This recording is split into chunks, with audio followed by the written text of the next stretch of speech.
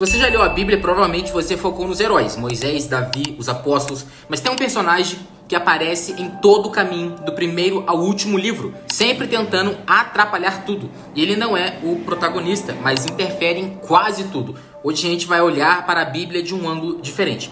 O que Satanás estava fazendo em cada parte dessa história e por que ele nunca conseguiu vencer de verdade. A história começa antes mesmo do mundo existir. A Bíblia descreve Satanás como um ser espiritual criado por Deus. Ezequiel capítulo 28 diz que ele era um querubim perfeito em beleza e sabedoria, mas em algum momento ele olhou para si e achou que merecia mais. Isaías capítulo 14 registra o pensamento dele quase por palavra. Ele diz: vou subir acima de todos, vou ser igual ao Altíssimo.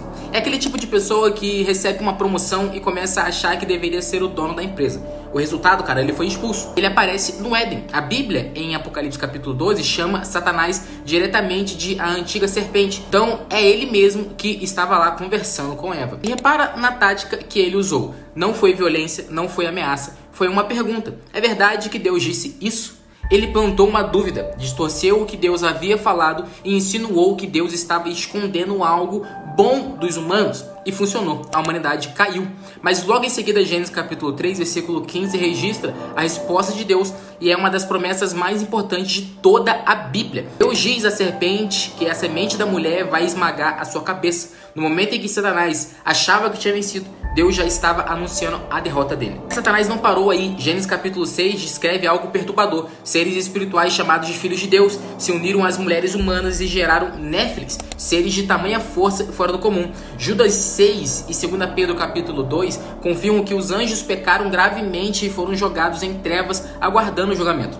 A corrupção se espalhou tanto que a maldade humana era quase total. Deus então julgou o mundo com um dilúvio e preservou apenas Noé e sua família. Satanás havia contaminado praticamente tudo, mas não conseguiu apagar o plano de Deus. Depois do dilúvio, a humanidade voltou a se rebelar. Em Babel, as pessoas tentaram construir uma torre para chegar até Deus, não por devoção, mas por arrogância. Deus confundiu as línguas e espalhou os povos pelo mundo. Deuteronômio capítulo 32 indica que Deus estabeleceu fronteiras para as nações conforme o número dos filhos de Deus, seres espirituais que foram designados sobre esses povos. Salmos 82 mostra Deus confrontando esses seres porque eles governavam com injustiça e deixaram os povos mergulharem na idolatria. Paulo confirma lá em 1 Coríntios capítulo 10 que os sacrifícios feitos a ídolos eram na prática oferecidos a demônios. Em outras palavras, Satanás havia montado uma estrutura de influência espiritual sobre todas as nações da terra. A adoração que pertencia a Deus estava sendo desviada e foi exatamente nesse cenário que Deus chamou a Abraão, um homem comum de uma família comum, e disse que através dele todas as nações da terra seriam abençoadas. Enquanto o inimigo estava tentando dominar o mundo todo, Deus trabalhava com um homem só. Séculos depois, os descendentes de Abraão estavam escravizados no Egito. Faraó ordenou a morte de todos os meninos hebreus recém-nascidos. Por trás de um decreto político havia uma tentativa de eliminar o povo de onde o Messias viria. Deus levantou Moisés e confrontou o Egito com 10 pragas. E não foi por acaso. Cada praga atingia diretamente uma divindade egípcia. O Nilo virou sangue e humilhou Rapi, o deus do rio. As trevas venceram Ram, o deus do sol. Deus estava basicamente demonstrando uma praga por vez. Chamados de deuses daquele império não eram nada. Como ele mesmo disse a Faraó: para isso te levantei, para mostrar o meu poder em você. Êxodo capítulo 9. Não era só libertação, era uma declaração pública de quem mandava de verdade. Agora, quando Israel entrou em Canaã, encontrou povos que praticavam coisas pesadas, sacrifícios humanos, ocultismo, rituais que a Bíblia descreve como abominações. Paulo nos lembra que a idolatria é comum com demônios, então havia uma dimensão espiritual real naquilo tudo ali. Israel precisou travar uma guerra que era física e espiritual ao mesmo tempo. Cada cidade tomada era um avanço do reino de Deus sobre o território dominado pela rebelião.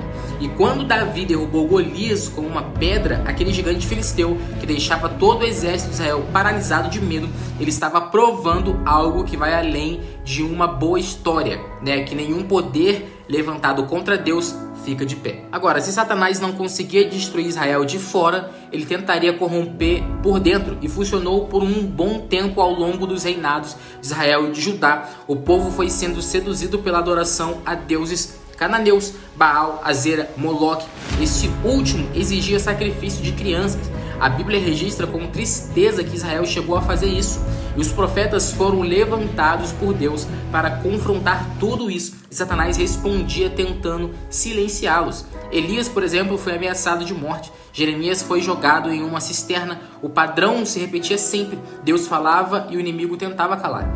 O exílio na Babilônia foi o juízo de Deus sobre a idolatria, mas ao mesmo tempo, longe da terra prometida, Deus não abandonou o seu povo. Daniel interpretando sonhos, Esdras reconstruindo a lei, Neemias reconstruindo os muros, e Deus continuava trabalhando. Então, na hora certa, Jesus ele nasceu. Ao ele foi identificado publicamente, no batismo Satanás já foi agir. Levou Jesus ao deserto e tentou por 40 dias. As ofertas foram aumentando, pão quando estava com fome, proteção sobrenatural e por fim todos os reinos do mundo. Cada tentativa usava as escrituras distorcidas, a mesma tática do Éden, e Jesus respondeu cada uma com a palavra de Deus do jeito certo. Durante o ministério de Jesus, os demônios foram expulsos, cativos foram libertados e a autoridade deles sobre o mundo espiritual era totalmente inegável. Quando os discípulos voltaram dizendo que até os demônios obedeciam ao nome de Jesus, ele respondeu: eu via Satanás cair do céu como um relâmpago. Está lá em Lucas capítulo 10. Isso era um sinal que o fim do inimigo havia começado. Satanás então usou sua última jogada, entrou em Judas Iscariotes e articulou a traição.